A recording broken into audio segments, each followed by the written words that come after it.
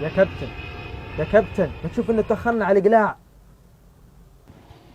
أنا طلبت واحد بروست من المطعم اللي بجنب المطار مخصوص للرحلة هذا بالذات مشان نشعق ريقي. أنا ما نحب نمشي على بطن فاضية. يا رجال لا تزعجنا.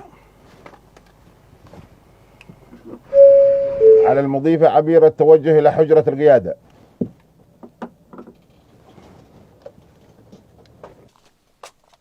طلبتني يا كابتن. تفضل أعطيك القوش. سقمنا. في 2 ركاب ما حصلنا لهم كراسي في الطائرة مليانة. صرفي يا عبير صرفي، حطيهم في الوسط. يعني واه يا كابتن، يعني واه مشي نفس. المفروض ان مقاعد الطيارة تكون معروفة وفي تذاكر محدودة. وين التنسيق؟ انا اصلا ما انا عارف ايش هذا اللي يحصل. أول شهر لك دوام في حجرة القيادة وشكلك بتعبنا باستغراباتك يا عوض. معلش يا عوض، بيوسع في القلوب. السادة الركاب المسافرين، معكم كابتن طيار أبو طلال ومساعده عوض. معي كلمتين أحب أوجهها لكم في بداية رحلتنا. الكلمة الأولى الوسع في القلوب وأنتم عارفين الباقي. والكلمة الثانية اربطوا الأحزمة، الطيارة بتقلع، وأي واحد ما يلاقي الحزام حقه أو الحزام حقه مقطوع يدخل يده تحت الكرسي بيلاقي حبل يحاول يربطه حول بطنه، بس لا يشد على بطنه لأن الحمامات خربانة، وحركة القوارير اللي تعبونها هذا ما نحبها. عليكم بالصبر وامسكوا أنفسكم حتى نوصل القاهرة. مسكم.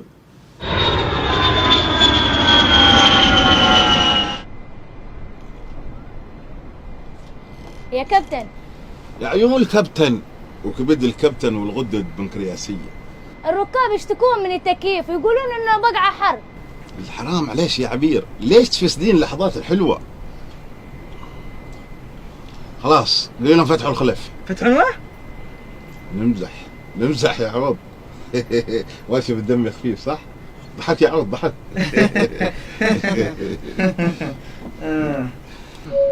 السادة الركاب المسافرين، نتمنى لكم رحلة مريحة بقدر الإمكان. سيتم إصلاح الخلل الفني في غضون دقائق، لذا عليكم التحلي بالصبر، وأنا واثق بأنكم قد مررتم بمثل هذه المواقف. نؤكد لكم سيتم إصلاح الخلل وشكرا. يا كابتن، نرسل فنيين عشان يصلحون كيفات. ماشي، عندنا فنيين صيانة في الطائرة. قال لك يا قبل قليل تقول للركاب نصلح الخلل. هذا أبر التخدير، ما تعرف تدق أبر التخدير يا عوض؟ بسم الله، وهو ذا. هذا مطب هوائي، ودائما لعبرنا في هذا المكان نوقع فيه. هذا المطب يهز الطائرة هز. بس يا كابتن اللي تعلمناه في كلية الطيران على المطبات الهوائية ما هو كذا. لا تعالي جلس مكاني بس. لا نقول لك. لا أفضل تعال جلس مكاني، ولا نقول لك نبي جلس مكانك ولا مكان عبير أفضل. لا امزح اضحك.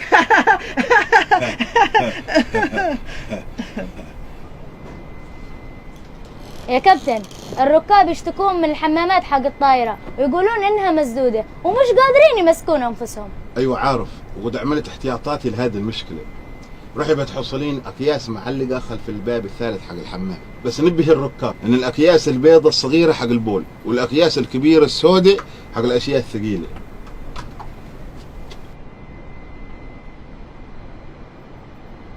سيبي اقول لك، سيبي.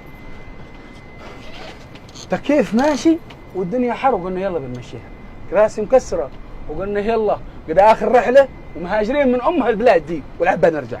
والحمامات طافحه والريح لاخر الطياره، وكل 5 دقائق هزه في طيارتك مش تقول له هوري وسط البحر. قلنا نتحمل والاجر على الله، لكن تجيبون البصمه غمري لا، ما نسكت على الباطل ده.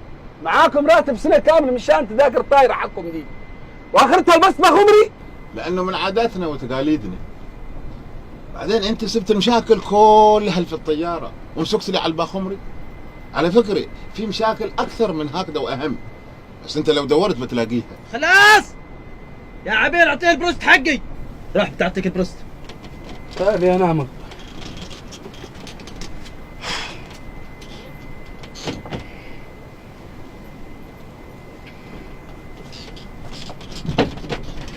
كلش خير.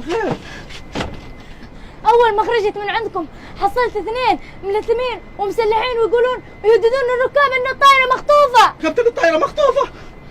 خلوكم هاديين، خلوكم هاديين، الامور طيبه. عبير امني حجره القياده.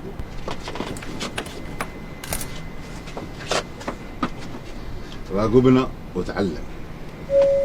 أهم كلامي بوجهه للاخوه اللي بغوا يخطفون الطياره. طبعا خلوني احب اقول لكم ان الحركات اللي تلاقونها ما بتمشي معي. اولا باب حجره القياده تم تامينه ولا يمكن الوصول الينا. ثانيا انتم بغيتوا بتخطفون الطياره مع ركابها لانكم بغيتوا فلوس، والكلام هذا دائما نشوفه في الافلام، ولكن الواقع هنا مختلف لاننا في طائره يمنيه والركاب كلهم يمنيين وكابتن الطائره ومساعده يمنيين ابا عن جد. عبير ومعانا اليوم في الغداء. قصدك لك والله للركاب؟ لا لي. لك كبسة دجاج. اوكي. طبعا عارفين ايش معنى ركاب يمنيين؟ معناته ان التذاكر حقهم كلها شحاته وكلهم خارجين من البلاد للعلاج، كلهم مرضى منتفين. ركاب يمنيين مستحيل حد يدفع فيهم فلوس، لا اهلهم ولا الحكومه. وانا من منبري هذا احب اقول لكم اذا ما سلمتم اسلحتكم وقعدتم مؤدبين مكانكم ولا والله العظيم بلف بالطائره وبردها اليمن وبشوف من يدفع فيكم فلوس، وبتخمون داخل الطائره وبتخسرون حق التذاكر علشان تسافرون مره اخرى، وعقابا لكم سوف نحرمكم من وجبه الغداء. ممكن تفتح يا كابتن عشان اسلمك سلاح حق الخاطفين؟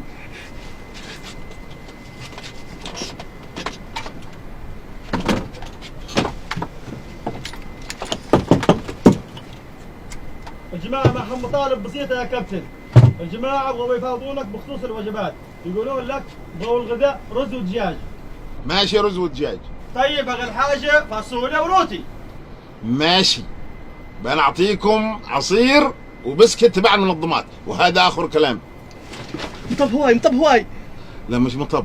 المطب الهوائي دائما يهز الطائرة من قدام وبعدين من وراء، لكن الآن الهزيات من الديل. ها؟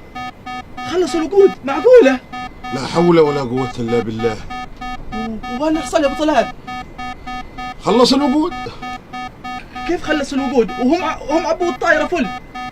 والله علمي علمك. يا ابو طلال تكلم. شوف حسب الجدول اللي اعطوني اياه حق الرحلات امس انه انا وانت رحلتنا للسعودية، بس اليوم غيروا الجدول وحولوا الرحلة إلى القاهرة. يعني فيها المشكلة ان الرحلة كانت 2 ساعة إلى السعودية، وشكله مسؤول الوقود ما عنده خبر بالتغيير. يعني واه معناها قضاء وقدر.